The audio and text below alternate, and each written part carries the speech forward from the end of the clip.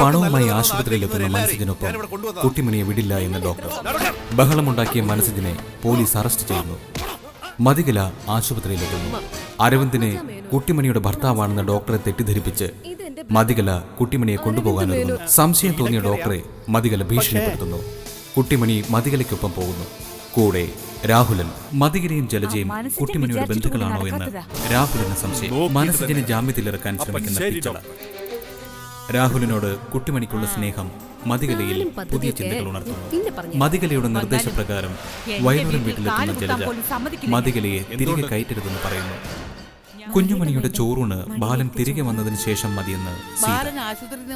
തന്റെ ജയിൽവാസം മതികലയുടെ പ്രതികാരമാണെന്ന് തിരിച്ചറിയുന്ന മനസ്സിജൻ. ബോധം തെളിയുന്ന ബാലൻ മനസ്സിജനെ അന്വേഷിക്കുന്നു. കുട്ടിമണിയെ ഉപദ്രവിക്കാൻ ശ്രമിച്ച അരവിന്ദനെ രാഹുലൻ പിടികൂടുന്നു. രണ്ടുപേരെയും മതികല മാണിക്യമംഗലത്ത് നിന്നും പുറത്താക്കുന്നു. ഗീവർഗീസിനെ കണ്ടെത്തിയ നകുലൻ സീതയുടെ കുഞ്ഞ് മൂന്നാറിലുണ്ടെന്നറിയുന്നു. തിരികെ വയലൂരൻ വീട്ടിലെത്തുന്ന മതികലയെ പുറത്താക്കി രവി ഗേറ്റ് പൂട്ടുന്നു. കുട്ടിമണിയുടെ ശല്യം ജലജയ്ക്ക് സഹിക്കാനാവുന്നില്ല. ഗുണ്ടകൾ ആക്രമിക്കുന്നു എന്ന് തെറ്റിദ്ധരിപ്പിച്ച് മതികലയ്ക്ക് വയലൂരൻ വീട്ടിൽ ഒരു രാത്രി അഭയം കൊടുക്കുന്നു. നേരം വെളുത്തിട്ടും മതികല പോകാൻ കൂട്ടാക്കുന്നില്ല. തുടർന്ന് കാണുക. ഒരുപാട് ദുഷ്ടത്തരങ്ങൾ ചെയ്തു കൂട്ടിയതാ ഈ ആന്റി. ദേ, നിന്റെ ഈ പെറ്റമ്മയുടെ വയറ്റിൽ പിറന്നവളല്ല നീ എന്നുവരെ ഞാൻ പറഞ്ഞു. ഒരു വാശിക്ക് ഞാൻ നിനക്ക് നിന്റെ മാതൃത്വം നിഷേധിച്ചു. നിന്റെ അമ്മയുടെ മുലപ്പാലിൽ നിന്ന് പോലും നിന്നെ ഞാൻ അകറ്റി. ഒക്കെ വെറുതെ പറഞ്ഞതാ മോളെ. ജഗത്തമ്മമാരുടെ പിടിയിലായിരുന്നു ഈ ആന്റി. നീ എന്റെ കുഞ്ഞിനെ കുറിച്ച് പറഞ്ഞതൊക്കെ കളവായിരുന്നു എന്ന് എനിക്ക് നേരത്തെ അറിയായിരുന്നു. അതുകൊണ്ടാ ഇവൾക്ക് വേണ്ടി ഞാൻ യുദ്ധം ചെയ്തു. സീതയെടുത്ത് ജയിച്ചു. തെങ്ങി പൊട്ടിക്കരഞ്ഞ് ജയിലിൽ കിടന്ന് ഞാൻ പ്രാർത്ഥിച്ചതെല്ലാം ഇവക്ക് വേണ്ടിയാ. ഇവക്ക് സ്വന്തം അമ്മയെ തിരിച്ചു കിട്ടണേന്ന്. എവിടെ വേണേലും ആരുടെ മുമ്പിൽ വേണേലും ഞാൻ പോയി പറയാം, ഇത് സീതയെടുത്തിയുടെ ബാലേട്ടന്റെ കുഞ്ഞു തന്നെയാണെന്ന്. തെറ്റ് പറ്റിപ്പോയി എനിക്ക്. പൊറുക്കണേ സീതയെടുത്തി, പൊറുക്കണേ. ഈ പൊന്നും കൊടുത്ത് ഞാൻ കുളിപ്പിക്കട്ടെ സീതയെടുത്തി? വേണ്ട, കൈമാറ്റ കുളിപ്പിച്ചാലേ കുഞ്ഞിന് പനി വരും. അല്ലെങ്കിൽ വേണ്ട, ഈ പാപിയായി ഞാൻ കുഞ്ഞിനെ തൊടുന്നില്ല. ശരി.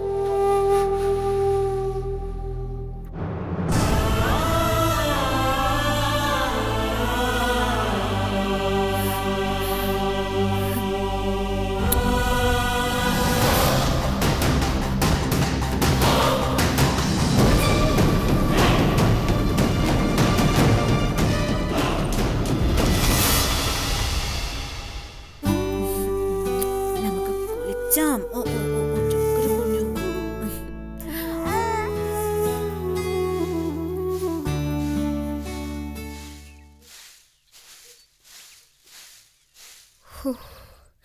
ആരുമില്ല. ഇനി ചൂലിന്റെ ആവശ്യമൊന്നുമില്ല. പൊണ്ടാരം. ഉഫ്, എൻ്റെ ദൈവമേ.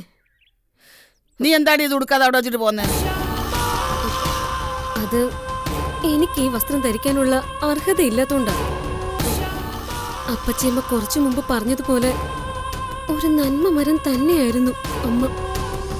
ആ ഒരു അവസ്ഥയിലേക്ക് ഞാനെത്താൻ ഒരുപാട് പരീക്ഷണങ്ങൾ താണ്ടേണ്ടി വരും.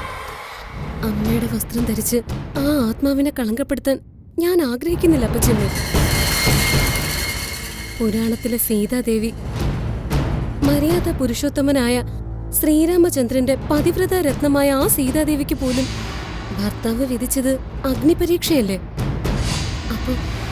അപ്പൊ പിന്നെ പരമദുഷ്ടിയായ എന്റെ കാര്യം പറയണോ? എല്ലാം കഴിഞ്ഞ് അഗ്നിശുദ്ധി വരുത്തി എന്റെ പാപങ്ങളിൽ നിന്ന് ഞാൻ മോചിതയായെന്ന് എനിക്ക് തോന്നുന്ന ദിവസം, ആ ദിവസം അപ്പച്ചിയമ്മയോട് ഈ വസ്ത്രം ഞാൻ ചോദിക്കും. അപ്പ തന്നാ മതി, അന്തസ്സോടെ ഞാനത് ധരിക്കും. എന്നിട്ട് പറയും, വയലോരം വീട്ടിലെ ശാരദയുടെ മരുമകളാ ഈ ഞാനെന്ന്. അതുവരെ എന്നോടത് ധരിക്കാൻ പറയല്ലേ അപ്പച്ചിയമ്മ. ദൈവങ്ങൾ ഉടുത്ത വസ്ത്രം അസുരന്മാർക്ക് ഇണങ്ങത്തില്ല. നീ എന്റെ മുമ്പിൽ നിന്ന് നാടകം കളിക്കണ്ട. നീ ഇത് ഉടുത്തേ പറ്റൂ. അതെ, അവൾക്ക് ബുദ്ധിമുട്ടാണെങ്കിൽ എന്തിനാ അപ്പച്ചമ്മ വെറുതെ നിർബന്ധിക്കുന്നേ? എന്റെ പഴയ സാരി നൈറ്റൊക്കെ ഇവിടെ ഇരിപ്പുണ്ടല്ലോ, അതിൽ ഒരെണ്ണം എടുത്ത് കൊടുത്തേക്കാം. വേണ്ട സീതെടുത്തി, എനിക്ക് ഇപ്പൊ ഇട്ടിരിക്കുന്ന തന്നെ മതി. അതൊന്നും വേണ്ട, ഞാൻ തന്നേക്കാം. നീ പോയി കുളിച്ചിട്ടോ. ശരി. തൽക്കാലം നീ അത് ഇട്ടോ. പക്ഷെ ഇവിടെ പൊറുക്കാന്ന് കരുതണ്ട, അത് ഞാൻ സമ്മതിക്കില്ല.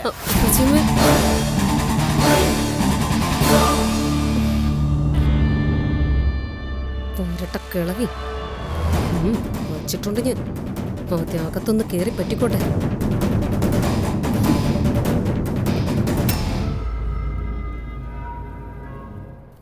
കഴിക്ക്. ഇന്നലെ കൊടുത്ത പോലെ ഓരോരോ പണികള് ആ തള്ളക്കിട്ട് കൊടുത്തോണ്ടിരിക്കണം. അവര് നിവൃത്തിയില്ലാതെ രാഹുലിനെ തിരിച്ചു വിളിക്കും. രാഹുലൻ തിരിച്ചു വരണമെങ്കിൽ അതേ ഉള്ളൂ മാർഗം. അല്ല, ഇന്നെന്താ രാഷ്ട്രീയ ചെയ്യണ്ട? ദൈവം എന്തെങ്കിലും ഒരു വഴി കാണിച്ചു തരും. മോൾ അതിനനുസരിച്ച് പെരുമാറിയാ മതി. ദൈവമേ, അവരെന്നെ ചീത്ത വിളിച്ചനേ. എന്തിനാ അവർ നിന്നെ ചീത്ത വിളിക്കുന്നത്? അയ്യോ, അവരെന്നെ ചീത്ത വിളിച്ച എനിക്ക് തിരിച്ചു വിളിക്കാലോ, ഇല്ലേ? ഇല്ലേ? അല്ല, അവര് മോളെ ചീത്ത വിളിക്കാൻ എന്താ ഒരു വഴി? എന്തേലും ആവട്ടെ, മോള് നോക്കി കണ്ടു അങ്ങ് ചെയ്താ മതി. അടക്ക ഞാൻ ഏറ്റു, സത്യം. മോള് കഴിക്ക. എങ്കിലല്ലേ അവർക്കിട്ട് പണി കൊടുക്കാനുള്ള ശക്തി കിട്ടും മോളെ. വന്ന് കേറിയിട്ട് എത്രയോ നാളായി. ഇപ്പഴാ ഞാൻ മനസ്സറിഞ്ഞൊന്ന് സന്തോഷിക്കുന്നത്. ഈ സന്തോഷം എന്നും ഉണ്ടാവണേ എന്റെ പൊന്നു ഭഗവാനേ. എന്താടി ഇവിടെ ഒരു ഗൂഢാലോചന? എന്നെ പാരവയ്ക്കാനാണോ?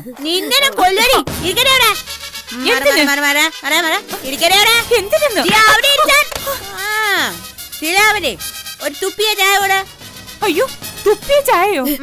അതെ, നിനക്ക് തരുന്ന ചായയില് തുപ്പിയ ഈ ശീലാവതി തന്നോണ്ടിരുന്നത്. നേരാണോടി? ഇല്ല മാഡം, കുട്ടിമണി വെറുതെ. ഈ ചായയില് തുപ്പിത്തരും. നീ അത് കുത്തണം, ഞാനും തുപ്പും.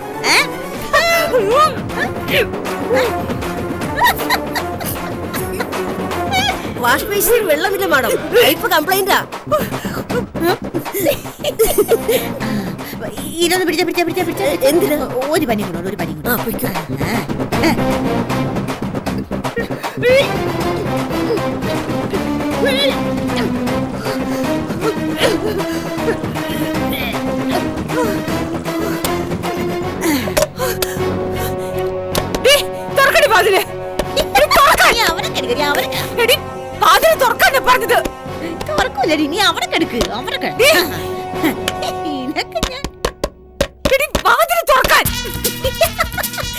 ഞാൻ ആരാശിച്ച കുലുമരിയിലിട്ട് പൂട്ടി. എന്താ ഇത്? എന്നെ വിട്. മാഡം പാവമാണ്. ഹോ, ഇങ്ങനെയൊന്നും ദ്രോഹിക്കല്ലേ. ശീലാവതി, എടി ശീലാവതി. അയ്യോ, എന്നെ തല്ലല്ലേ. അയ്യോ, കുട്ടിമണി ഒന്ന് പതുക്കെ പതുക്കെ ചിരിക്ക്. അയ്യോ അമ്മേ.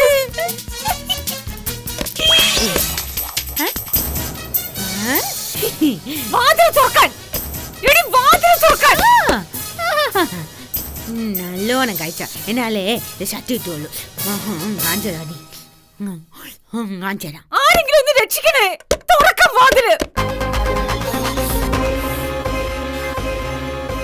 ചോറ് വെക്കാൻ വെള്ളം തിളച്ചു കിടക്കുകയായിരുന്നുകൊണ്ട് പെട്ടെന്ന് സാധനം കിട്ടി. എന്തൊരു ചൂട്. ദൈവം വലിയവനാ.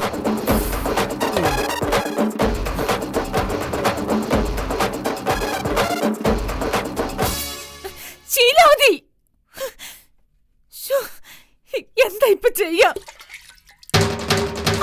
അയ്യോ, അയ്യോ, അയ്യോ, പൊള്ളി.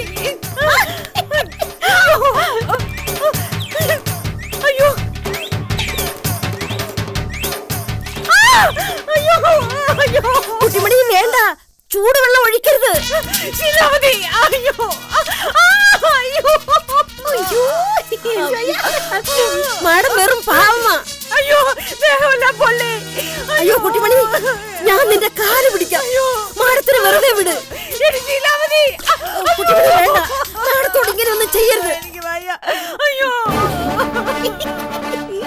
അയ്യോ, അയ്യോ കുട്ടിമണി, നീ എന്നെ എന്ത് വേണമെങ്കിലും ചെയ്തോ. എന്റെ പാവം മാഡത്തിന് ഒന്നും ചെയ്യരുത്, പ്ലീസ്. അയ്യോ, എനിക്ക് വയ്യ. അയ്യോ, പൊള്ളുന്നേ. അയ്യോ, അയ്യോ, എന്തിനാ ഈ കല്ലെടുക്കുന്നത്? അയ്യോ, അയ്യോ, എടി ശീലാവതി, പൊട്ടി. അവളവിടെ അറിഞ്ഞോണ്ടിരിക്കുമ്പോ നിനക്ക് ഇപ്പഴത്തോടെ വന്ന് വാതിൽ തുറന്നോടി. അങ്ങനെ നിന്നെ അനുഭവിപ്പിക്കവിടെ ഞാൻ. അയ്യോ, എടി ശീലാവതി. നല്ല പണിയാ കൊടുത്തിരിക്കുന്നത്. മോള് മുറിയിൽ വെക്കും, ബാക്കി കാര്യം ഞാനേറ്റു. കുട്ടിമണി, ഞാൻ നിന്റെ കാല് പിടിക്കാം. എന്റെ പാവം മാടത്തെ ഞാനൊന്ന് തുറന്നു വിട്ടോട്ടെ. കുട്ടിമണി, കുട്ടിമണി. മാഡം, ഞാൻ വന്നു മാഡം. വാ മാഡം. അയ്യോ, നീ എനിക്ക് ചായയിൽ തുപ്പിത്തരുവല്ലേ? അത് കൊള്ളാം. ഞാൻ ഈ കഷ്ടപ്പെട്ട് രക്ഷിച്ചതിനൊന്നും ഒരു വിലയുമില്ലാതായി. അല്ലേ, കുട്ടിമണിയെ മര്യാദ പഠിപ്പിക്കണം. അതിനെന്താ വഴി? അതിനാദ്യം ആ രാഹുലൻ തിരിച്ചു വരണം. അവനെ കൊണ്ടേ കുട്ടിമണിയെ ഒതുക്കാൻ പറ്റൂ. അവനെ ഞാൻ വിളിച്ചല്ലോ. ഫോൺ എടുക്കാതിരുന്നാൽ എന്താ ചെയ്യാ? ഒന്നുകൂടെ വിളിക്കണം മാഡം. ആവശ്യക്കാർ നമ്മളായി പോയില്ലേ. ശരി, എന്റെ ഫോൺ എവിടെ? ഞാൻ ഇപ്പൊ കൊണ്ടുവരാം.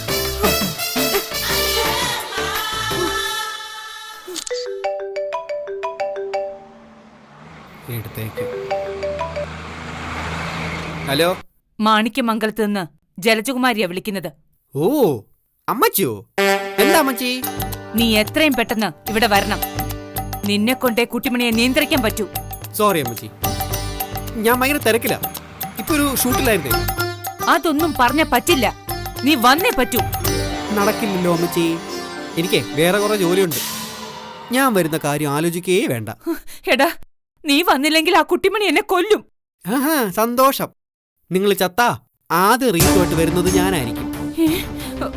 പിന്നെ ഞാൻ വേണമെങ്കിൽ വരാം, പക്ഷേ 2 മാസത്തെ ശമ്പളം എനിക്ക് അഡ്വാൻസ് ആയിട്ട് കിട്ടണം. അതായത് 1,00,000 രൂപ. 1,00,000 രൂപയോ? ആ അതെ, 1,00,000 രൂപ. അത് റെഡിയാക്കിയിട്ട് എന്നെ വിളിക്കും. ഞാൻ പറന്നു വരാം. ഞാനേ കട്ട് ചെയ്യുകയാണേ, കുറച്ച് തിരക്കുണ്ട്. Hello, hello, hello. ഒരു പൈസ പോലും കിട്ടിയില്ലെങ്കിലും നിന്റെ സുരക്ഷയ്ക്ക് ഈ രാഹുലും പുറത്തുണ്ടാവും കുട്ടിമണി. 1,00,000 രൂപ കൊടുത്താലേ അവൻ വരുമെന്ന്. കൊടുക്കണം. ആവശ്യം നമ്മുടേതായി പോയില്ലേ.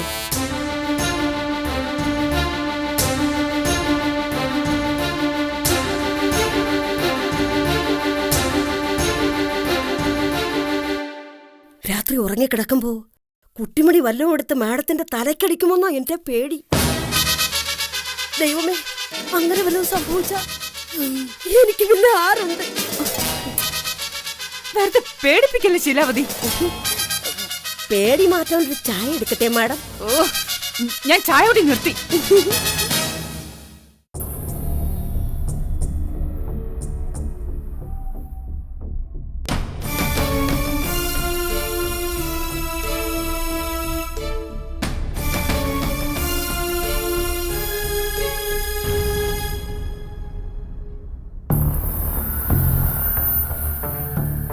ഇനി അവളെ എന്താ ചെയ്യേണ്ടെന്ന് എനിക്ക് അറിയത്തില്ല. ഫോൺ വിളിച്ചിട്ടാണെങ്കിൽ അവളുടെ അമ്മ എടുക്കുന്നുമില്ല. അതൊക്കെ നിനക്ക് മനസ്സിലായല്ലോ. അവര് ഫോൺ എടുക്കുന്നില്ലെങ്കിൽ നീ ഇവളെ വിളിച്ചോണ്ട് അങ്ങോട്ട് പോണം, എന്നിട്ട് എറിഞ്ഞു കൊടുക്കണം അവരുടെ മുമ്പിലേക്ക്. അവര് സ്വീകരിക്കില്ലെന്ന് നമുക്കറിയില്ലേ അപ്പച്ചിയമ്മേ? ഈ മുറ്റത്ത് നിന്നല്ലേ അവരിനി മതികല വേണ്ടാന്ന് പറഞ്ഞത്. നിങ്ങളൊക്കെ തന്നെ ആയിരുന്നില്ലേ അതിന് സാക്ഷികൾ? പിന്നെ എന്താ ഒരു വഴി ചെയ്തെടുത്തി? നമുക്കേ പോലീസിൽ വിവരം അറിയിച്ചാലോ? അവരവളെ വല്ല റെസ്ക്യൂ ഷെൽട്ടറോ മറ്റോ ആക്കിക്കോളും. പോലീസ് വന്നാൽ അവള് പറയും അവള് നിൽക്കുന്നത് അവളുടെ ഭർത്താവിന്റെ വീട്ടിലാണ്. അക്കാര്യം നിഷേധിക്കാൻ നമുക്ക് പറ്റുമോ? നിയമപ്രകാരം ബന്ധം വേർപെടുത്താത്ത സ്ഥിതിക്ക് കല രവിയുടെ ഭാര്യ തന്നെയാണ്. താലി പൊട്ടി ചെറിഞ്ഞവളല്ലേ അവള്. അതിനപ്പുറം എന്ത് തെമ്മാടിത്തരം കാണിക്കാൻ പറ്റും ഒരു ഭാര്യയ്ക്ക്? നിയമത്തെ സംബന്ധിച്ചിടത്തോളം കഴുത്തിൽ താലി ഉണ്ടോ ഇല്ലയോ എന്നുള്ളതൊന്നും ഒരു പ്രശ്നമല്ല അപ്പച്ചിയമ്മേ. നിയമപ്രകാരം അവൾ ഇപ്പോഴും രവിയുടെ ഭാര്യ തന്നെയാണ്. അത് തന്നെ. സീതയെടുത്തി എന്തായി പറഞ്ഞു വരുന്നത്? ഈ കുടുംബം അവളെ വീണ്ടും ചുമക്കണമെന്നാണോ? അതൊന്നും എനിക്കറിയില്ല രവി. ഞാനും ഒരിക്കൽ തെറ്റുതിരുത്തി തിരിച്ചു വന്നവളാ. ഞാനിന്ന് ഈ കുടുംബത്തിന് വേണ്ടിയല്ലേ ജീവിക്കുന്നത്. അതുപോലെ തന്നെ ആയിക്കൂടെ അവളും? സീതയെടുത്തിയും അവളെയും ഒരേ ത്രാസിൽ തൂക്കണ്ട. മനസ്സിൽ ഒരുപാട് നന്മയുള്ള ആളാ സീതയെടുത്തി. പക്ഷെ അവൾ അങ്ങനെയല്ല. മനുഷ്യരുടെ മനസ്സ് പലപ്പോഴും നമ്മൾ വിചാരിക്കുന്നതിനും അപ്പുറത്താണ് രവി. എപ്പോ വേണമെങ്കിലും അത് മാറി മറിയും. നന്മയുടെ വിത്തുകൾ ഒരു രാക്ഷസന്റെ മനസ്സിൽ മുള പൊട്ടാം. അങ്ങനെ 1-ാം വിക്കറ്റ് വീണു. സീത. ഈ സംസാരം തന്നെ എന്തിനാണെന്ന് എനിക്ക് മനസ്സിലാകുന്നില്ല. എന്റെ ശാരദയെ കൊന്നവർക്ക് ഈ വയലോരം വീട്ടിൽ ഇനി ഒരു സ്ഥാനവും ഉണ്ടാകാൻ പാടില്ല. നമ്മൾ സ്ഥാനമൊന്നും കൊടുക്കണ്ട. സ്വന്തം മാനം കാക്കാൻ ഒരിടം, അത്രയും കൊടുക്കാനുള്ള ബാധ്യതയൊക്കെ ഈ കുടുംബത്തിനില്ലേ? പിന്നെ ആ ബാധ്യത എന്നെക്കാളും അപ്പച്ചിയമ്മേക്കാളും കൂടുതൽ രവിക്കാം. ഒക്കെ ഞാൻ പുറത്തുനിന്ന് കേൾക്കുന്നുണ്ടായിരുന്നു. സീതയടത്തിയുടെ നല്ല മനസ്സിന് ഒരുപാട് നന്ദിയുണ്ട്. സീതയടത്തി പറഞ്ഞതുപോലെ എന്റെ മാനം കാക്കാൻ ഒരിടം തന്ന രവിയേട്ടന്റെ ഭാര്യയായിട്ടൊന്നുമല്ല, ഒരു വേലക്കാരിയായിട്ട് കഴിഞ്ഞോളാം ഞാനിവിടെ എന്നും.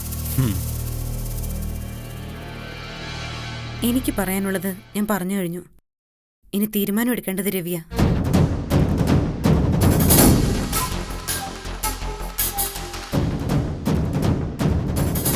അപ്പച്ചമ്മ പറ, ഞാൻ എന്താ വേണ്ടത്?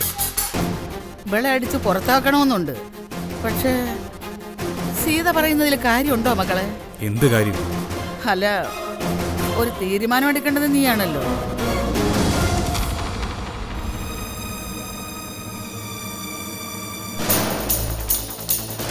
ഞാൻ ജീവിക്കണോ വേണ്ടെന്ന് തീരുമാനിക്കേണ്ടത് രവിയേട്ടന്. എന്നെ കൈവിടരുത്. അടിമയായിട്ട് ജീവിച്ചോളാം ഞാൻ എല്ലാ കാലവും. രവിയേട്ടനല്ലാതെ മറ്റൊരു പുരുഷൻ എന്നെ തുടരുത്. അത്ര ഒരു ആഗ്രഹമുള്ളൂ എനിക്ക്. ഇന്ന് ഞാൻ രവിയേട്ടന് സ്വന്തമായിരിക്കും. രവിയേട്ടൻ എന്നെ ഉപേക്ഷിച്ച് ഞാൻ ഈ ലോകം തന്നെ വിട്ടുപോകും.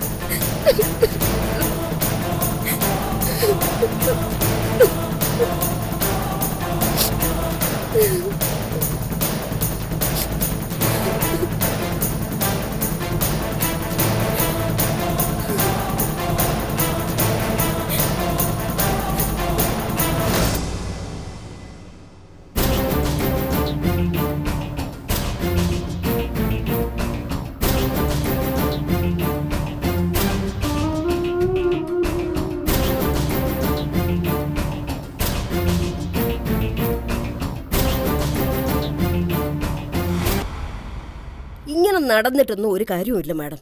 രാഹുലൻ വന്നാലേ കുട്ടിമണി കുസൃതി നിർത്തും. കാശ് കയ്യില്ലെങ്കിൽ എവിടുന്നെങ്കിലും കടം വാങ്ങിക്കാൻ നോക്ക്. ഞാനൊരു കാര്യം ചോദിച്ചാ സത്യം പറയോ ശീലാവതി? മാഡത്തോട് ഞാൻ സത്യമേ പറയൂ. അതെന്റെ ഒരു പോളിസിയാ. സത്യത്തിൽ ബാത്റൂമിൽ പെട്ടുപോയ എന്നെ നീ രക്ഷിക്കാൻ ശ്രമിച്ചായിരുന്നു. പിന്നെ കുട്ടിമണിയുടെ കാല് പിടിച്ച് ഞാൻ കരയുന്നത് മാഡം കേട്ടതല്ലേ? അതൊക്കെ കേട്ടു. എന്നാലും ആലോചിച്ചു നോക്കുമ്പോ നീയും കൂടെ ചേർന്ന് എനിക്കിട്ട് പണിഞ്ഞതാണോന്നൊരു സംശയം. അതാ ചോദിച്ചത്. എന്നെ ഇങ്ങനെ സംശയിക്കരുത് മാഡം. കുട്ടിമണിയുമായി ചേർന്ന് ഞാൻ മാഡത്തെ ചതിക്കാൻ നോക്കുമെന്ന് തോന്നുന്നുണ്ടോ? ഇവിടുത്തെ ഉപ്പും ചോറുമാ ഈ ശീലാവതിയുടെ തടി. ഒരിക്കലും ഞാൻ മറക്കില്ല മാഡം, മറക്കില്ല.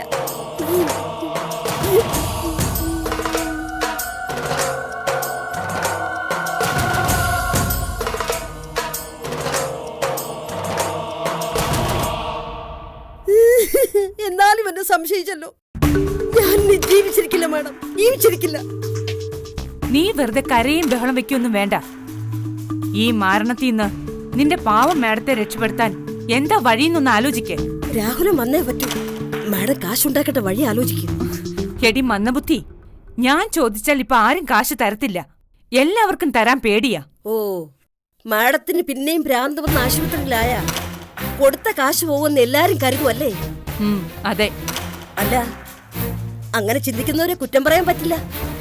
ഈ ഭ്രാന്തെന്ന് പറയുന്ന അസുഖം എപ്പോ വേണമെങ്കിലും തിരിച്ചു വരാമെന്ന്. പിന്നെ കുട്ടിമണി ഇവിടെ കാട്ടിക്കൂട്ടുന്നതൊക്കെ കണ്ടിട്ടേ എനിക്കും കൂടെ ഭ്രാന്ത് വരുമെന്നാ പേടി. അപ്പൊ പിന്നെ തലയ്ക്ക് സുഖമില്ലാത്ത മാഡത്തിന്റെ കാര്യം പറയണോ?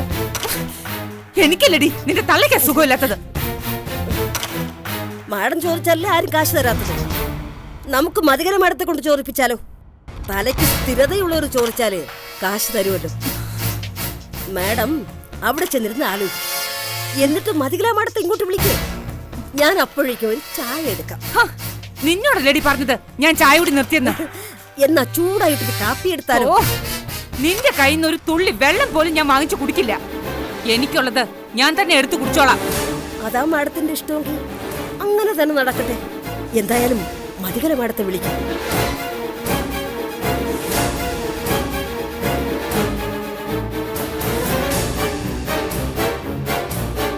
കാശിന്റെ അഹങ്കാരമായിരുന്നല്ലോ, ഇപ്പൊ എല്ലാം അടങ്ങിയോ?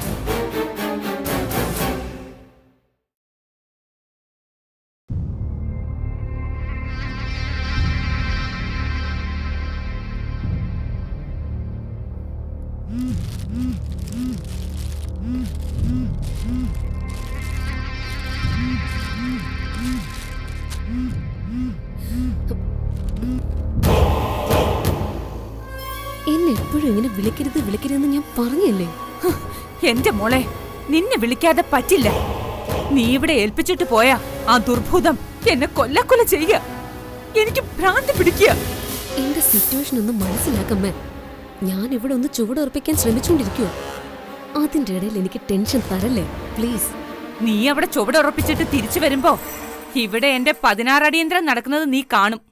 അത്രയ്ക്ക് കഷ്ടവാ ഇവിടുത്തെ അവസ്ഥ. ആ രാഹുലം വന്ന എല്ലാം ശരിയാവൂന്നും പറഞ്ഞ് ആ ശീലാവതി എന്നെക്കൊണ്ട് അവനെ വിളിപ്പിച്ചു. പക്ഷെ അവൻ വരില്ല. വരണമെങ്കിൽ അവന് 2 മാസത്തെ ശമ്പളം അഡ്വാൻസ് ആയിട്ട് കൊടുക്കണമെന്ന്. 1 ലക്ഷം രൂപ. 1 ലക്ഷം രൂപയോ? ആ, നീ തന്നെയല്ലേ മാസാമാസം അവന് 50,000 രൂപ കൊടുക്കാന്ന് പറഞ്ഞത്? 1 ലക്ഷം രൂപയൊന്നും അവന് കൊടുക്കേണ്ട ആവശ്യമൊന്നുമില്ല. കുട്ടിമണി ഒതുക്കാനെന്ന് പറഞ്ഞ് അവനെ തിരിച്ച് വീട്ടിലേക്ക് പ്രതിഷ്ഠിക്കുകയും വേണ്ട. അങ്ങനെ പറഞ്ഞ പറ്റില്ല മതി. അവൻ വന്നാലേ ഈ പിശാചിനെ പിടിച്ച് കുപ്പിയിലാക്കാൻ പറ്റൂ. നീ എവിടുന്നെങ്കിലും എനിക്ക് 1 ലക്ഷം രൂപ സംഘടിപ്പിച്ചതാ. നല്ല കാര്യമായി. ഇവിടെ കിടന്നുകൊണ്ട് ഞാൻ അവിടെ 1 ലക്ഷം രൂപ എങ്ങനെ ഉണ്ടാക്കാനാണ്? നടന്നത് തന്നെ. എടി മോളെ, നീ ആരോടെങ്കിലും ചോദിക്കേ, ഞാൻ പോയി വാങ്ങിക്കോളാം. പറ്റില്ലെന്ന് പറഞ്ഞില്ലേ? അവിടുത്തെ കാര്യങ്ങൾ എങ്ങനെയെങ്കിലും അമ്മ തന്നെ മാനേജ് ചെയ്തേ പറ്റൂ. എനിക്കിപ്പോ സൗകര്യമില്ല. ഞാൻ ഫോൺ കിട്ടിയോ? ഇനി ഇക്കാര്യം പറഞ്ഞ് എന്നെ വിളിക്കരുത്.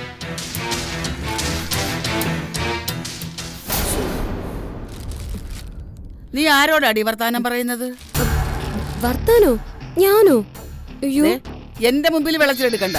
നീ എന്തോ പറയുന്നത് കേട്ടോണ്ടാ ഞാൻ വന്നത്. ഓ അതോ, ഞാൻ ഇവിടെ ഇരുന്ന് ഓരോരോ മനോഗതം പറയുമായിരുന്നു അപ്പച്ചമ്മ.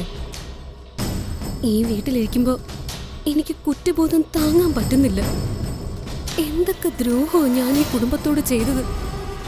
മഹാപാപി ആയിപ്പോയല്ലോ ഞാൻ. എന്തിനാ ദൈവമേ എനിക്ക് ഇങ്ങനൊരു ജന്മം തന്നത് എന്നൊക്കെ പറഞ്ഞുകൊണ്ടിരുന്നപ്പോഴാ അപ്പച്ചമ്മ വന്നത്. നേരാണോ? അതോ ഇനിയും ഈ കുടുംബത്തുള്ളവരെ കൊല്ലിക്കാനായിട്ട് നീ ആളെ വിളിച്ചതാണോ? അപ്പച്ചമ്മ ഇങ്ങനെയൊക്കെ പറയുന്നതിനേക്കാളും നല്ലത് എന്നെ അങ്ങ് ഒറ്റയടിക്ക് കൊല്ലുന്നതാ. ഓ പിന്നെ നിന്നെ കൊന്നിട്ട് വേണം ഞാൻ കൂടി നരകത്തിൽ പോവാൻ.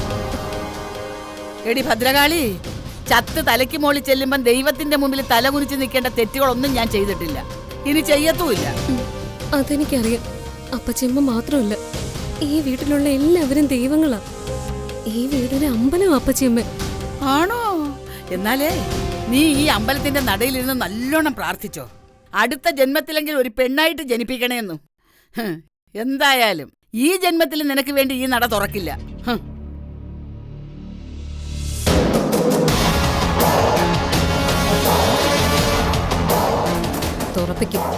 തുറപ്പിക്കും ഞാൻ.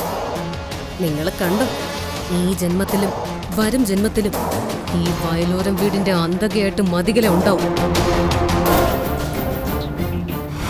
എന്തായി മാഡം? തലയ്ക്ക് വെളിവില്ലാത്ത ആ മാരണത്തെ എന്റെ തലയിൽ കെട്ടിവെച്ചിട്ട് അവൾ കൈയൊഴിഞ്ഞു. ഇനി എന്താ ശീലാവതി ചെയ്യുന്നേ? ആ രാഹുലിനെ വിളിക്കണം. ഫോൺ വിളിച്ചിട്ട് കയ്യിലുള്ളത് കൊടുക്കാമെന്ന് പറ. ബാക്കിക്കൊരു അവധിയും പറ. അവൻ ഇങ്ങ് വന്നു കഴിഞ്ഞാ പിന്നെ കുട്ടിമണി ഇവിടുന്ന് വിടില്ല. അതിന് കയ്യിൽ വല്ലതും വേണ്ടേ? നുള്ളി പെറുക്കിയ 2000 3000 കാണും. 1 ലക്ഷം രൂപ ചോദിച്ചവന് 3000 കൊടുക്കാന്ന് പറഞ്ഞാലേ അവനെന്റെ മുഖത്താട്ടും. ആ, അത് നേരാ. ഒരു 50,000 കയ്യിലുണ്ടായിരുന്നെങ്കിൽ അവനെ ഒന്ന് വിളിച്ചു നോക്കാമായിരുന്നു. അല്ല, മാഡത്തിന്റെ ചേട്ടൻ ആ DYSP സാറിനെ ഒന്ന് വിളിച്ചു നോക്കരുത്. പുള്ളിക്കാരൻ വിചാരിച്ചാ കാശ് അറേഞ്ച് ചെയ്യാൻ പറ്റില്ലേ? അത് കൊള്ളാം. ഒരു 1 ലക്ഷം രൂപ ചോദിച്ചു നോക്കല്ലേ? അതിന്ന് 50,000 അവന് കൊടുത്തിട്ട് ബാക്കി കയ്യിൽ വെക്കാം അല്ലേ? പിന്നല്ലാതെ ഒന്ന് വിളിച്ചു നോക്ക്.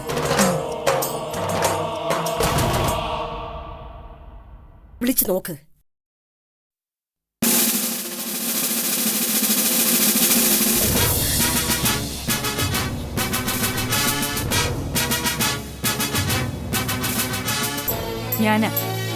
എനിക്ക് അത്യാവശ്യമായിട്ട് കുറച്ച് കാശ് വേണമായിരുന്നു. അത്യാവശ്യമാ.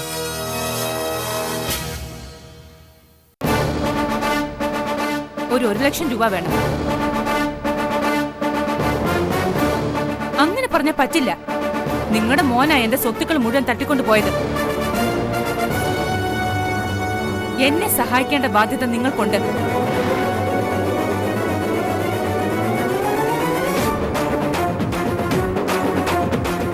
പല കാര്യങ്ങളിലും നിങ്ങൾ സഹായിച്ചു എന്നുള്ളത് നേരാ. പക്ഷേ അത് നിങ്ങളുടെ ഔദാര്യമല്ല, എന്റെ അവകാശമാണെന്ന് പറഞ്ഞല്ലോ ഞാൻ. അങ്ങനെ അങ്ങ് ഫോൺ കട്ട് ചെയ്താൽ ഞാൻ സമ്മതിക്കില്ല. വീണ്ടും വീണ്ടും വിളിച്ച് ശല്യപ്പെടുത്തിക്കൊണ്ടേയിരിക്കും. എനിക്ക് കാശ് കിട്ടിയേ പറ്റൂ. ഇതെവിടെ വെച്ചത്?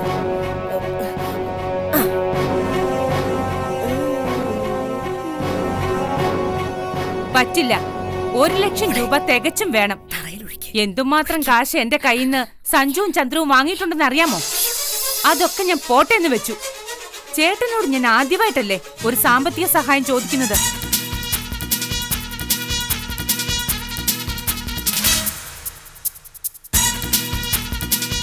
ശരി, ഞാൻ 2 മണിക്കൂർ കഴിഞ്ഞ് വിളിച്ചോളാം.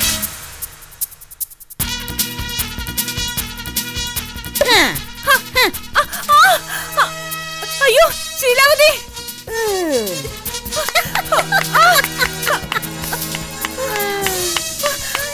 അയ്യോ എന്റെ തലമുടി. ചിരിക്കുന്നോടി പിശാചേ. പണി കിട്ടി. നിന്നെ ഞാനിന്ന് ശരിയാക്കും. പക്ഷേ എങ്ങനെ എണീച്ചു? അയ്യോ ശീലാവതി, ശീലാവതി ഒന്നിങ്ങോട്ട് വാടി.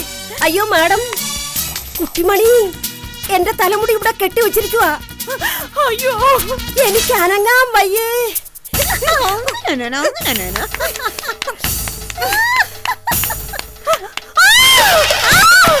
അവിടെ കിട. അയ്യോ അയ്യോ എന്റെ നാട് ഒടിഞ്ഞേ. അയ്യോ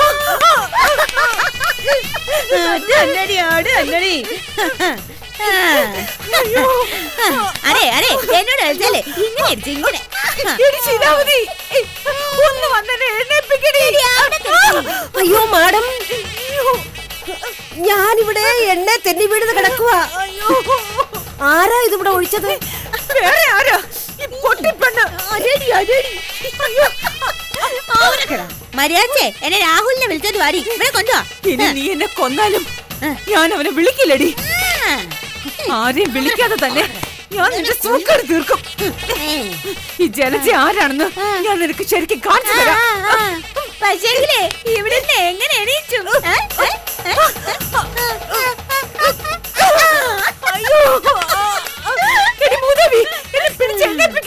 എണീപ്പിച്ചടി ഞാൻ നിന്നെ കൊറേ.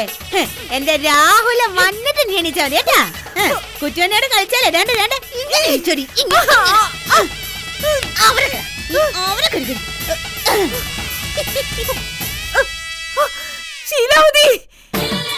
ഒന്നിങ്ങോട്ട് പാടി. എനിക്ക് എണിക്കാൻ പറ്റുന്നില്ലേ? അയ്യോ ദേ പിന്നെയും വീണു. കൊറേ നേരം അനുഭവിക്കും. എന്നെ കൊറേ കഷ്ടപ്പെടുത്തിയതല്ലേ ഈശ്വര. ഈ സന്തോഷവും സമാധാനവും എന്നും എനിക്ക് തരണേ.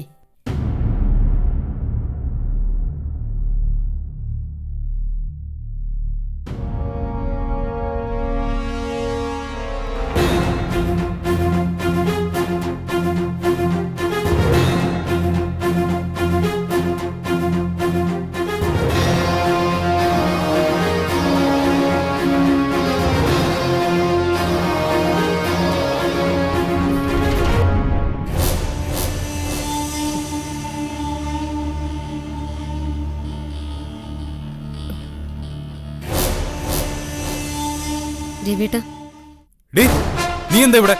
ഈ മുറിയിലേക്ക് കിടക്കാൻ നിനക്ക് ആരാ അധികാരം തന്നത്? പോ പുറത്ത്. പൊയ്ക്കോളാം. ഈ മുറിയുടെയും രവിയേട്ടന്റെ അവകാശം സ്ഥാപിക്കാനായിട്ടൊന്നും അല്ല ഞാൻ ഇവിടെ വന്നത്. ഇത്തിരി സംസാരിക്കണമെന്ന് തോന്നി, അല്ലെങ്കിൽ ഞാൻ നെഞ്ചു പൊട്ടി മരിക്കും. നിന്നോടെ എനിക്ക് സംസാരിക്കാൻ ഒന്നുമില്ലടി. എനിക്കുണ്ട് രവിയേട്ടാ. കൊടിയ പാതകം ചെയ്തിട്ട് അതിന് മാപ്പ് ചോദിച്ചാ ഞാൻ ഇന്നലെ ഇവിടെ വന്ന് കയറിയത്. എന്നോട് ക്ഷമിച്ചു എന്നാരും പറഞ്ഞില്ലെങ്കിലും ഇവിടെ ഒരു മൂലയിൽ ചുരുണ്ടുകൂടാൻ അനുവദിച്ചത് ഒരു തരത്തിൽ അത് മാപ്പ് തന്നതുപോലെയാണെന്ന് എനിക്കറിയാം. അല്ല, നിന്നോടെ പൊറത്തിട്ടൊന്നുമല്ല നിന്നെ ഞങ്ങൾ ഇതിനകത്ത് കയറ്റിയത്. ഒരു കാലത്ത് പൊറുക്കുകയില്ല. അങ്ങനെയെങ്കിൽ അങ്ങനെ. എന്നാലും വയലൂരം വീട്ടിൽ എനിക്ക് ഇത്തിരി ഇടം തന്നല്ലോ. വലിയ മനസ്സാ നിങ്ങളുടേത്. ഇനി ഒരപേക്ഷ കൂടി ഉണ്ട് രവിയേട്ട. എന്താന്ന് വെച്ചാ പറഞ്ഞു തോലക്കടി. രാവിലെ രവിയേട്ടൻ എന്നോട് ചോദിച്ചില്ലേ സീമന്ത രേഖയിലെ സിന്ദൂരത്തെക്കുറിച്ച് പറയാൻ എനിക്കെന്ത് യോഗ്യതയുള്ളതെന്ന്? ശരിയാ രവിയേട്ടൻ പറഞ്ഞത്. സ്വന്തം ഭർത്താവിന്റെ മുഖത്ത് താലി പൊട്ടിച്ചെറിഞ്ഞ് എനിക്ക് ദാമ്പത്യത്തിന്റെ മഹനീയതയെക്കുറിച്ചോ സീമന്ത രേഖയിലെ സിന്ദൂരത്തിന്റെ മഹത്വത്തെക്കുറിച്ചോ പറയാൻ ഒരു അർഹതയുമില്ല. ആ തിരിച്ചറിവുണ്ടല്ലോ, അത് തന്നെ മതി. ഇനിപ്പോ ഈ മുറിയിൽ നിന്ന് ഇറങ്ങുന്നതിന് മുമ്പ് ഞാനൊന്ന് പറഞ്ഞോട്ടെ. എന്റെ മനസ്സിന്റെ ഭാരം ഒന്ന് ഇറക്കി വെക്കാൻ എന്നെ ഒന്ന് അനുവദിക്കും രവിയേട്ട. നിന്റെ മനസ്സിന്റെ ഭാരം ഇറക്കി വെക്കാനേ ഈ വയലോരം വീട് ഒരു കുമ്പസാര കൂടല്ല. ഞാൻ ദൈവത്തിന്റെ പ്രതിനിധിയുമല്ല. വയലൂരം വീട് ഒരു കുമ്പസാര കൂടെ അല്ലായിരിക്കും. പക്ഷെ പാപിയായ എനിക്ക് അഭയം തന്ന ഈ കുടുംബം എന്നെ സംബന്ധിച്ചിടത്തോളം ഒരു മഹാക്ഷേത്രമാണ്. രവിയേട്ടൻ എനിക്ക് ദൈവമാണ്. നീയേ പറഞ്ഞു എന്നെ പൂജാമുറിയിൽ പ്രതിഷ്ഠിച്ച് വിളക്കൊന്നും വെക്കണ്ട. എന്താന്ന് വെച്ചാ പറഞ്ഞിട്ട് ഇറങ്ങി പോടി. പറയാം രവിയേട്ട, ഞാൻ പറയാം. എന്റെ ചെയ്തികൾ എന്നെ വേട്ടയാടിക്കൊണ്ടിരിക്കുക. ഞാൻ പാല് കൊടുത്ത് വളർത്തിയവർ ഇപ്പൊ എന്നെ തിരിഞ്ഞു കൊത്തുന്നു. ശിവയുടെ ആളുകള് എന്റെ പിന്നാലെ തന്നെയുണ്ട്. അവരേത് നിമിഷം എന്നെ ഇല്ലാതാക്കും. ഏതിരട്ടിൽ നിന്നാ എന്റെ നേരെ ഒരു ആയുധം ചീറിയെടുക്കുന്നെന്ന് അറിയില്ല. മരിക്കാൻ പേടിയായിട്ടൊന്നും അല്ല എനിക്ക്. ഇതൊന്നുമേ എന്നോട് പറയേണ്ട കാര്യമില്ല. പാപത്തിന്റെ ശമ്പളം മരണം തന്നെയാ. ആയിക്കോട്ടെ, മരിക്കാൻ ഭയമൊന്നുമില്ലെന്ന് പറഞ്ഞില്ലേ ഞാൻ? പക്ഷെ മരിക്കുമ്പോ സുമംഗലിയായിട്ട് മരിക്കണമെന്ന് എനിക്കൊരാഗ്രഹമുണ്ട്. ആണല്ലോ, താലി പൊട്ടിച്ചെറിഞ്ഞിട്ടും നിന്നെ ഇതുവരെ ഞാൻ ഡിവോഴ്സ് ചെയ്തിട്ടില്ലല്ലോ. ആരുടെങ്കിലും വാൾമുനയില് നീ തീർന്നാലും പത്രവാർത്ത ഉണ്ടാവും. പരേതയായ മതികല വയലോരം വീട്ടിലെ രവിചന്ദ്രന്റെ ഭാര്യയായിരുന്നു. അത് പോരാ, എല്ലാ അർത്ഥത്തിലും എനിക്ക് രവിയേട്ടന്റെ നല്ലൊരു ഭാര്യയാവണം.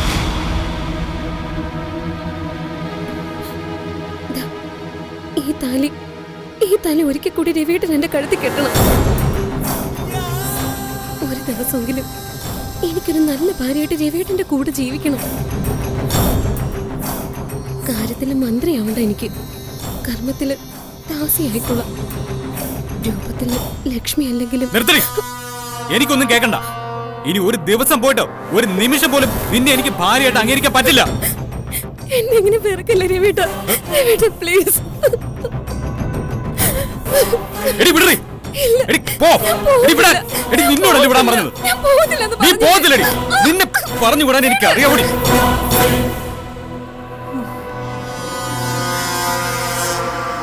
ഈ കുട്ടിമണി എനിക്ക് മാത്രമല്ല, നിനക്കും ബാധ്യത ശീലാവതി.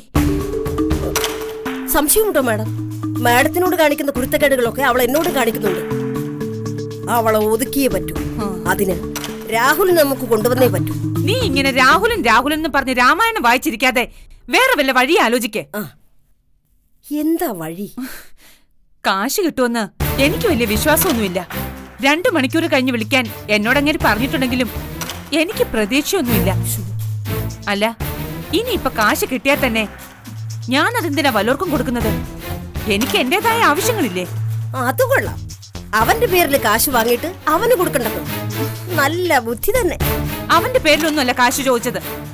നീ എന്റെ കാര്യത്തിൽ തലയിടണ്ട. ശരി, എന്നാ ഞാൻ പോയേക്കാം. എടി, കുട്ടിമണിയെ എന്ത് ചെയ്യണമെന്ന് പറഞ്ഞിട്ട് പോ. മാഡമല്ലേ പറഞ്ഞത് മാഡത്തിന്റെ കാര്യത്തിൽ തലയിടണ്ടെന്ന്? എന്തൊക്കെയാണെന്ന് തന്നെത്താൻ ആലോചിച്ച് തീരുമാനിക്ക്. കുരുട്ടു ബുദ്ധി കണ്ടുപിടിക്കാൻ ഈ ലോകത്ത് മാഡത്തെ കഴിഞ്ഞല്ലേ ആളുള്ളൂ. അത് നീ എനിക്കിട്ടൊന്ന് വെച്ചതാണെങ്കിലും ഞാൻ അതൊരു ക്രെഡിറ്റ് ആയിട്ട് സ്വീകരിക്കുക. കുട്ടിമണിയെ ഇവിടുന്ന് തട്ടാനുള്ള വഴി ഞാനൊന്ന് ആലോചിക്കട്ടെ.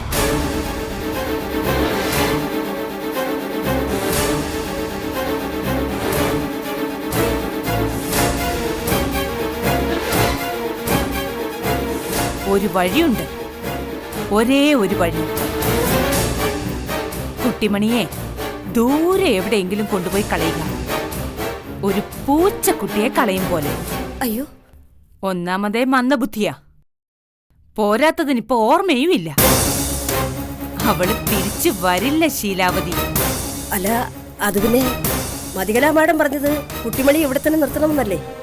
നമ്മൾ കൊണ്ടുപോയി കളഞ്ഞാൽ ദേഷ്യം വരില്ലേ? എടി, അതിന് നമ്മൾ കളഞ്ഞതാണെന്നല്ലല്ലോ പറയാൻ പോകുന്നത്. അവള് ചാടിപ്പോയതാണെന്നല്ലേ. കുട്ടിമണിയെ കൂട്ടത്തിൽ നിർത്തി ആ മനസ്സജനോട് പ്രതികാരം ചെയ്യാനാ മതിയുടെ പ്ലാൻ. അതൊന്നും നടക്കാൻ പോകുന്നില്ല. ആ രാഹുലിനെ അല്ലാതെ അവള് വേറെ ആര് പറയുന്നതും അനുസരിക്കാൻ പോകുന്നില്ല. പിന്നെന്തിനാ അവളെ വെച്ചോണ്ടിരിക്കുന്നത്? നമുക്കങ്ങ് കളയാം. എന്നാലും മതികല മാഡത്തോടൊന്ന് ചോദിച്ചിട്ട് പോരെ? ചോദിച്ചാൽ അവള് സമ്മതിക്കില്ല. അമ്മ എങ്ങനെങ്കിലും അവളെ സഹിക്കാൻ പറയും.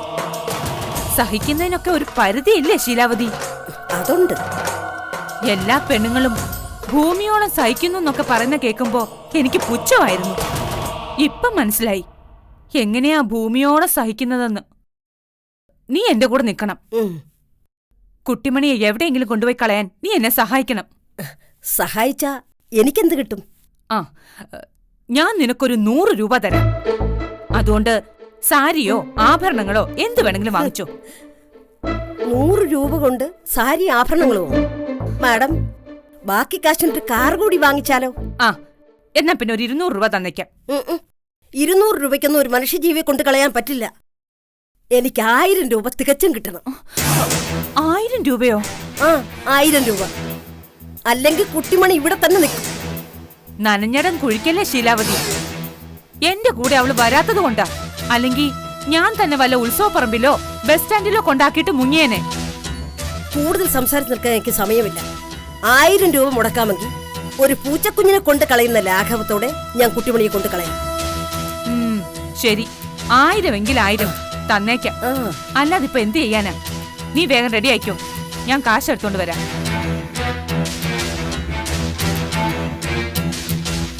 ആ പാവം കൊച്ചിനെ നിങ്ങൾക്ക് കളയണമല്ലേ? ശരിയാക്കി തരാം. പക്ഷെ എന്ത് ചെയ്യണം? കൂട്ടി കേറ്റിയാലോ? മോളെ കുട്ടിമണി, നീ അറിഞ്ഞോ?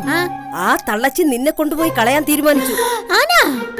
എങ്കി ഇപ്പൊ തന്നെ ഞാൻ അവിടെ തല പൊട്ടിച്ച. അതൊന്നും ഇപ്പൊ വേണ്ട, പിന്നെ മതി. അപ്പൊ അവരെന്നെ കൊണ്ട് കളയത്തില്ലേ? ഇല്ലെന്നേ, നിന്നെ കളയാൻ ഏൽപ്പിച്ചിരിക്കുന്നത് എന്നെയാ.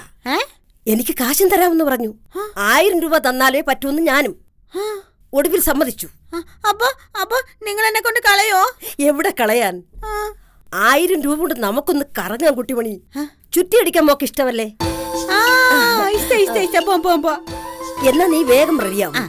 ഞാനും ഈ വേഷമൊക്കെ ഒന്ന് മാറ്റിയിട്ട് ഇപ്പൊ വരാം.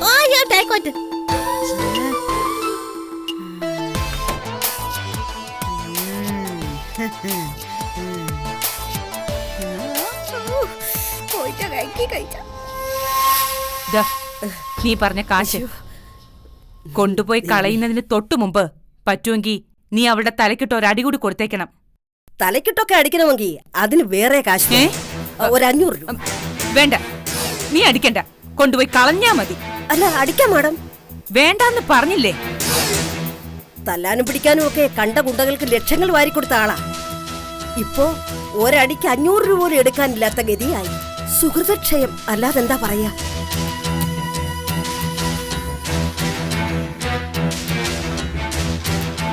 തലയ്ക്കകത്തൊന്നുമില്ലെങ്കിലും കാണാൻ സുന്ദരി അടി നീ. നിന്റെ ശരീരം ഇന്ന് തെരുവിന് വിരുന്നാകും. നോക്കിക്കോ. എന്തൊരു തണുപ്പ്! ഈ സാധനം കഴിച്ച കാലം മറന്നു മോളെ. പണ്ട് നീ ഐസ്ക്രീം തിന്നിരുന്ന ഇങ്ങനെ ആയിരുന്നില്ലല്ലോ. ആർത്തി ആക്രാന്തൊക്കെ എവിടെ പോയി? പണ്ട് ഞാൻ കുഞ്ഞായിരുന്നില്ലേ, ഇപ്പൊ ഞാൻ വലുതായില്ലേ. വലുതായെങ്കിൽ ഇനി നിന്നെ വലിയ മണിന്ന് വിളിക്കാം. വലിയ മണിയൊന്നും വേണ്ട, അങ്ങനെ വെച്ചല്ല, പേര് കുഞ്ഞുമണി തന്നെ മതി. മതിയെങ്കിൽ മതി. നമുക്ക് കടൽ കാണാൻ പോട്ടെ? കടലൊക്കെ കാണാം. ആ രാഹുലൻ കൂടി ഒന്ന് വന്നോട്ടെ. രാവിലെ വരുമോ? വരും. ഇവിടെ വന്നിട്ട് ഒരുമിച്ച് കറങ്ങാൻ പോവാന്നാ അവൻ എന്നോട് പറഞ്ഞു. അതല്ല, പിന്നെ എന്താ വരാത്ത? ഇനി അതായി ചോദ്യം. എന്റെ കുട്ടിമണി, നമുക്കിഷ്ടം പോലെ സമയമുണ്ട്. രാത്രി ആവുമ്പോഴേക്കും തിരിച്ചെത്തിയാ മതി. ഇനി നിന്നെ കളയാത്തതിന് ആ താടകയെ വിശ്വസിപ്പിക്കാൻ ഒരു കഥ വേണമല്ലോ. വരുന്നിടത്ത് വെച്ച് കാണാം. എന്തായാലും ഞാൻ അവനെ ഒന്ന് വിളിച്ചു നോക്കട്ടെ. നീ ഇതൊന്ന് പിടിച്ചേ, തിന്നേക്കല്ലേ.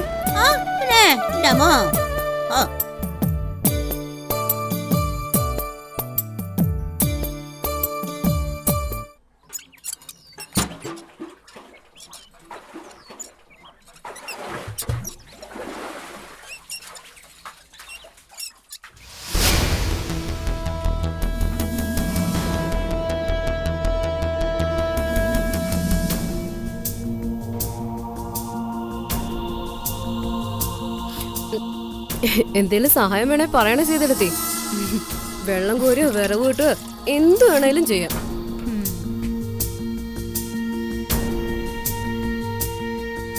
തൽക്കാലമേ ഒന്നിനും സഹായം ആവശ്യമില്ല. നീ കഴിച്ചിട്ടേ പെട്ടെന്ന് എഴുന്നേറ്റ് പോവാൻ നോക്ക്. എല്ലാവർക്കും എന്നോട് വെറുപ്പല്ലേ? ഒരു നികൃഷ്ട ജന്മം എന്റേത്. കണ്ണീര് വീണിട്ടാവും ചോറിലൊക്കെ അപ്പടി ഉപ്പ്. ഇവക്ക് ചോറ് കൊടുക്കാൻ ആരാ പറഞ്ഞത്? ഇന്നലെ രാവിലെ മുതൽ പട്ടിണിയാ, വിശക്കുന്നു പറഞ്ഞപ്പോ ഞാൻ ഒരല്പം എടുത്ത് കൊടുത്തുപോയി. സത്യം ഞാൻ പറഞ്ഞത്. ഇന്നലെ രാവിലെ 2 ദോശ കഴിച്ചതിന് ശേഷം ഈ നേരം വരെ പച്ചവെള്ളം മാത്രമേ ഞാൻ കുടിച്ചിട്ടുള്ളൂ, അതും പൈപ്പിൽ നിന്ന്. കണക്കായി പോയി. കുപ്പിവെള്ളം അല്ലാതെ മറ്റൊന്നും നിന്റെ തൊണ്ടേന്ന് താഴേക്ക് ഇറങ്ങൂലായിരുന്നല്ലോ. പറ്റുമെങ്കിൽ കുളിക്കാനും നീ അത് ഉപയോഗിച്ചാന്. ദൈവം തന്ന തിരിച്ചടിയാടി ഇത്. നിന്റെ തള്ള ജീവിതത്തിൽ ചെയ്ത ഏറ്റവും നല്ല കാര്യവും നിന്നെ വീട്ടിൽ കയറ്റാതിരുന്നത്. അതുകൊണ്ടാണല്ലോ നിന്റെ ഈ കോലം കാണാൻ ഞങ്ങൾക്ക് ഭാഗ്യം ഉണ്ടായത്. മോങ്ങിയത് മതി, തിന്നിട്ട് എണീറ്റ് പോ. എനിക്ക് മതി, വിശപ്പൊക്കെ പോയി. ചോറങ്ങനെ വെറുതെ കളയാനുള്ളതല്ല, മുഴുവനും കഴിച്ചിട്ട് നീ എഴുന്നേറ്റ് പോയാ മതി. എനിക്ക് വേണ്ട പച്ചമ്മ. അങ്ങോട്ട് കഴിക്കടി, ഇല്ലെങ്കിൽ ഞാൻ ഇതെടുത്ത് നിന്റെ തലയിൽ വെച്ച് കെട്ടും. കുറെ കൂടെ ചോറെടുത്തോണ്ട് വാ സീതേ. മതി മതി, എനിക്കിത് മതി. അത് നീയല്ല, ഞാനാ തീരുമാനിക്കുന്നത്. എന്തായാലും സീത നിനക്ക് ചോറ് തന്നു. ഇനി നിന്നെ ശരിക്കും ഊട്ടിയിട്ട് തന്നെ വേറെ കാര്യം. നീ ഓരോ ഉരുള വിഴുങ്ങുമ്പോഴും ഞാൻ ഇവിടെ നിന്ന് ദുർമുഖം കാണിക്കും, നല്ല പുഴുത്ത വർത്താനവും പറയും. അത് സഹിച്ച് നീ ഇവിടെ ഇരുന്ന് ഉരുട്ടി കയറ്റണം. സീതേ, നീ ആ ചോറിന്റെ പാത്രം ഇങ്ങോട്ട് വാ. അയ്യോ, എന്തിനാ അപ്പച്ചമ്മ ഇങ്ങനെ വാശി കാണിക്കുന്നേ? ആവശ്യത്തിന് കഴിച്ചിട്ട് അവളെ എഴുന്നേറ്റ് പോട്ടെ. പറ്റില്ല എന്ന് പറഞ്ഞാൽ പറ്റില്ല. നീ ആ പാത്രം ഇങ്ങോട്ട് വാ. സീതേടത്തി, എന്താ അപ്പച്ചമ്മയുടെ പ്രശ്നം? ഒന്നുമില്ല മക്കളെ. നീ എവിടെ പോണ്? എനിക്ക് ഒരു കട്ടൻ വേണമായിരുന്നു. ഞാനൊന്ന് പുറത്തേക്ക് പോവാം.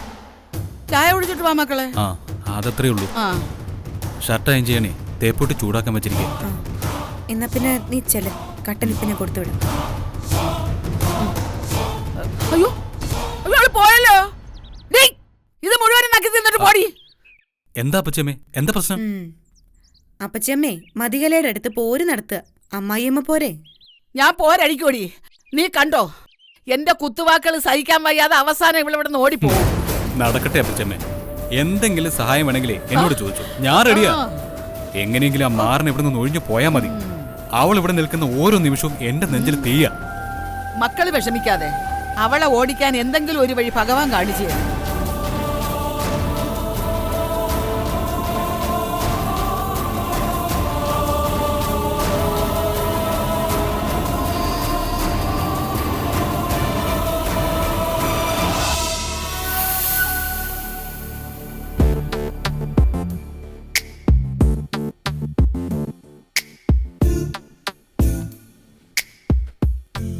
നിന്നോട് ആരാടി എന്റെ ഷർട്ടിൽ തൊടാൻ പറഞ്ഞേ? രവേട്ടനെ തണിയുമ്പോ ഈ ഷട്ടിൽ തൊടാനുള്ള ഭാഗ്യം എനിക്കില്ലല്ലോ. അതൊന്നും വേണ്ട, അതൊക്കെ അവിടെ വെച്ചേക്ക്, ഞാൻ അയൺ ചെയ്തോളാം. ഒരു സെർവന്റ് ആവാനുള്ള അവകാശമൊക്കെ എനിക്കുണ്ട്. രവേട്ടൻ എന്തു പറഞ്ഞാലും ശരി, ഞാൻ ഇത് വിട്ടു തരത്തില്ല. മതിയല്ലേ, എന്നെയോ എന്റെ സാധനങ്ങളിലോ തൊടാനുള്ള ഒരവകാശവും നിനക്കില്ല. അങ്ങനെയാണെങ്കിൽ രവേട്ടൻ ഈ ഷർട്ട് എന്റെ കയ്യിൽ നിന്ന് പിടിച്ചു വാങ്ങേണ്ടി വരും. പിടിച്ചു വാങ്ങൂടി ഞാൻ. വിട് രവേട്ടാ.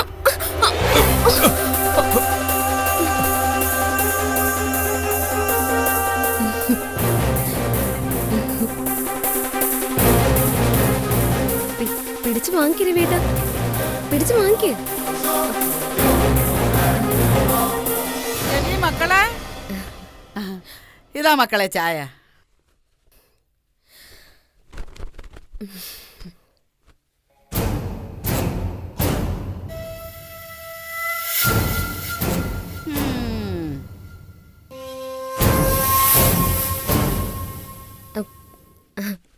അതെ, ഇത് മടക്കണോ രവേട്ടാ? രവേട്ടന് നന്നായിട്ട് ഇണങ്ങുന്നുണ്ട് ഈ ഷർട്ട്.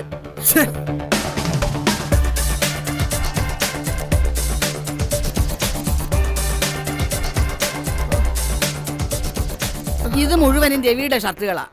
എന്തായാലും ജോലി തുടങ്ങിയതല്ലേ, ഇനി ഇത് മുഴുവനും തേച്ചിട്ട് നിർത്തിയാൽ മതി. അത് പിന്നെ ഇത് തീരുമ്പം നിനക്ക് സീതയുടെ സാരികൾ എടുത്തു തരാം ഞാൻ. അത് കഴിഞ്ഞിട്ട് മതി എന്റെ. അല്ല, തുടങ്ങിക്കോ, നല്ല പണിയാ. അത് പിന്നെ അപ്പച്ചമ്മ ഇതൊക്കെ കുറേശ്ശെ കുറേശ്ശെ തേച്ച പോരെ? പോരാ, ഒരുമിച്ച് തേച്ച് അടുക്കി വെക്കണം, എന്നാലേ ശരിയാവും. എടാ മക്കളെ, ആശുപത്രിക്കാരോട് ചോദിക്ക്, അവിടുത്തെ പുതപ്പുകളൊക്കെ തേക്കുന്ന ജോലി നമുക്ക് തരുമോന്നു. അല്ല, ഇവിടെ ഇപ്പം നമുക്ക് തേക്കാൻ ഒരാളെ കിട്ടിയല്ലോ, ഇവളെ കൊണ്ട് നമുക്ക് തേപ്പിക്കാം, കാശ് നമുക്ക് എടുക്കാം. നമ്മളെ വിറ്റിട്ടേ ആ കാശുകൊണ്ട് ഇവള് പോവാതിരുന്നാ മതി. അതൊക്കെ പണ്ട്. ഇനി ഇവളുടെ ഒരടവും ഇവിടെ നടക്കത്തില്ല. ഈ അപ്പച്ചിയമ്മ ഇവളെ മര്യാദ പഠിക്കും.